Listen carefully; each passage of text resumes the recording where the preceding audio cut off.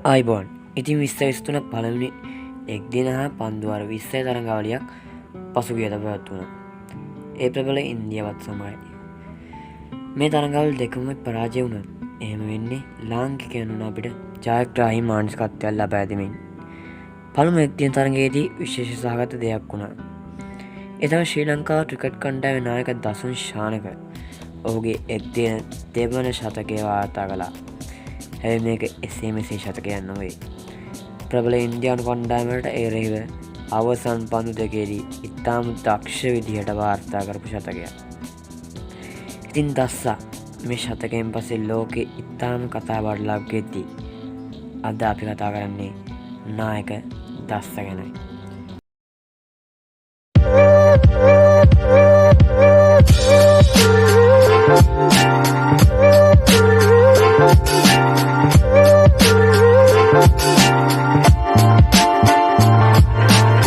මේ ලෝකෙ හැමෝම දසුන් හඳුන්වන්නේ තමාගේ ප්‍රතිවිරුද්ධ කණ්ඩායමේ අයත් එක්ක සුහුඳ වෙන නායකයෙක් ලෙසයි.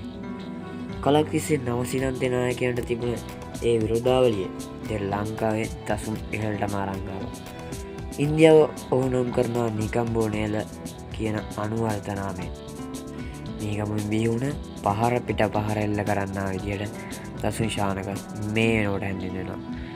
1991 සැප්තැම්බර් 9 වෙනිදා ඉපදුන දසුන් පාසල් ගියේ ශාන්ත පීතර විද්‍යාලයට.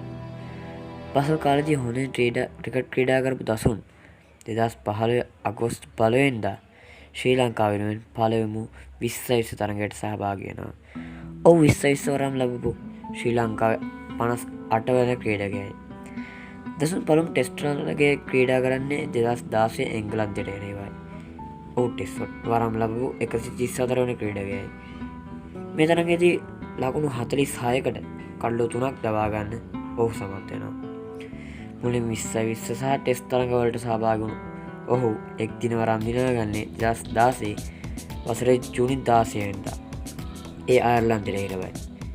ඉතින් මේ තරඟයේදී පන්දු 19 ලකුණු 42ක් ලබාගෙන ලකුණු 42කට කඩලු 5ක් දවා ගත්තා ඔහු.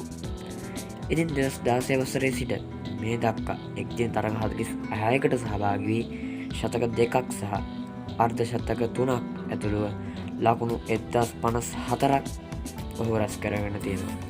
2015 වසරේ සිට අර්ධ ශතක 5ක් සමග ලකුණු 1328ක් රැස් කරගෙන තියෙනවා T20 තරඟවල. ඔහු වැඩිම ලකුණු විදියට T20 තරඟයක් රැස් කරගෙන තියෙන්නේ නොදෙවි ලකුණු 74ක්. එක් දින තරඟ රටාවේ පළමු අර්ධ ශතකය ගැන කතා කළොත් දසුන්ට වගේම ලංකාවටද එම තරඟාවලියම සුවිශේෂී තරඟයක් වුණා. 2018 දකුණු අප්‍රිකාව සමග පැවති මෙම තරඟාවලියේ ප්‍රධාන ක්‍රීඩක 11 දෙනා තුළට දසුන් ඇතුළත් වුණේ නැහැ. ඒ වගේම දසුන්ට එම තරඟාවලියේ මුල් තරඟ තුනම ක්‍රීඩා කිරීමට අවස්ථාව හිමි වුණේ නැහැ. හැබැයි ඔහු හතරවෙනි තරඟයට ක්‍රීඩා කළා. හතරවෙනි තරඟයේදී ඔහු පන්දු 38ට වේගවත් ලකුණු 65ක් රැස් කළා. එම ලකුණු 65ට හතර පහර 4ක් සහ අතිවිශිෂ්ට 6 පහරවල් 5ක් ඔහු වාර්තා කළා. තිසර පෙරේරා සමග ඔහු නගන මේ සම්මතතාව ලකුණු 300 ඉක්මවනවා. අවසානයේ එම තරඟය ලංකාව ජයග්‍රහණය කරනවා. ඊට පස්සේ ඔහු ගොඩක් දෙනෙක් හඳුන්වන පටන් ගන්නවා The Game Changer යනුවෙන්. කොහොමද ඔහු ක්‍රිකට් ක්‍රීඩාවට යොමු නොවුණා නම් බැංකු ශාස්ත්‍රයේ හෝ තම්පයාගේ ව්‍යාපාරයේ එහෙම නැත්නම් හાર્ඩ්වෙයාර් ව්‍යාපාරයේ නිරත වෙන්න ඉඩ තිබ්බා. පාසල් යන කාලෙදී දසුන් බැඩ්මින්ටන් සහ වොලිබෝල් ක්‍රීඩා කළා. ජීවිතය ගැන කතා කරන ඔහු ක්‍රිකට් බෑග් එක තැන උස්සන් යනකොට දුම්රිය වගේම බස් එකේදී ඔහුට අහන්න ලැබුණේ දැනුම් ගැනත් සිනහාවකින් යුතුව මතක් කරගන්න.